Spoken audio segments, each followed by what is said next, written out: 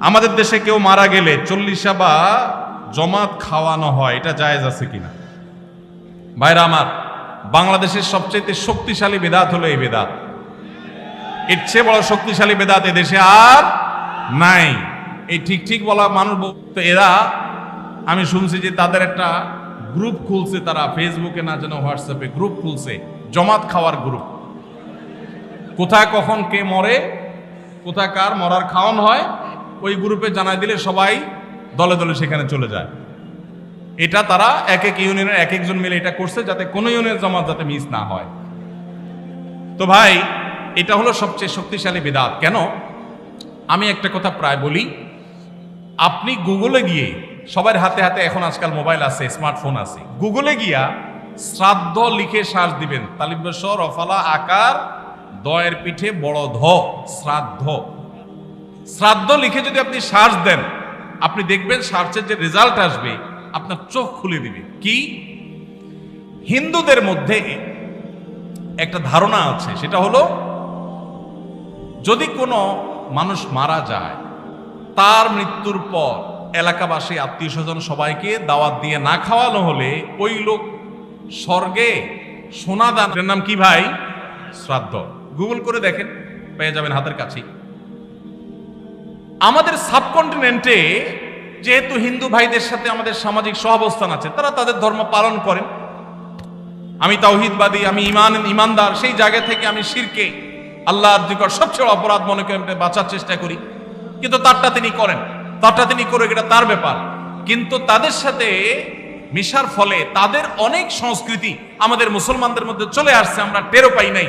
এই যে মানুষ মারা যাওয়ার পরে যে খাওয়ার অনুষ্ঠান মৃত ব্যক্তির ওয়ারিসদের উপরে চাপানো হয়, এটা ওই শ্রাদ্ধ থেকে এসেছে। এটা ইসলামে নাই। ইসলামে আছে উল্টাটা। উল্টা কি? একটা মানুষ মারা গেছেন, নবী সাল্লাল্লাহু আলাইহি সাল্লাম বলেছেন অমুক মারা গেছেন, তার পরিবারের লোকদের জন্য তোমরা খাবারের ব্যবস্থা করো। কেন? কারণ তাদের রান্না করার মতো মানুষই 3 দিন একটু খাওয়ান টাউন পাঠান, এরপরে 40 দিনের দিন সুদে আসলে একসাথে উঠায় নেন।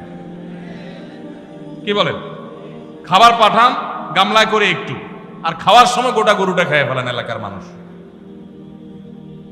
বাপ মারা গেছে, আপনি খুশি না বেজার? খুশি না বেজার? আপনার মা মারা গেছে, আপনি খুশি না বেজার?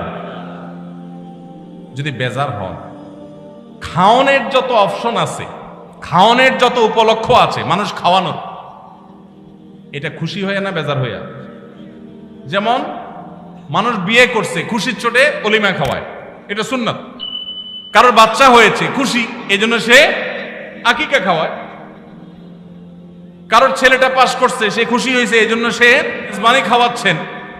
এটা দেখে তো মনে হচ্ছে আপনি অনেক খুশি যে বাপটা চলে গেছে, এখন জমি জমার ভাগযোগগুলো আমরা পাবো। এই উসিলা সবাই খাওয়াই। আল্লাহ আমাদেরকে হেদায়েত দান করুন। শক্তভাবে এই বেদাত আমাদের সমাজ থেকে দূর করতে হবে ইনশাআল্লাহ। আমাদের সচেতন হতে হবে। আপনার বাবা মা মারা গেছেন, ওনাদের জন্য আপনি কি করবেন? দোয়া করবেন, ইস্তেগফার করবেন, চোখের পানি ফেলবেন, দান সাদাকা করবেন।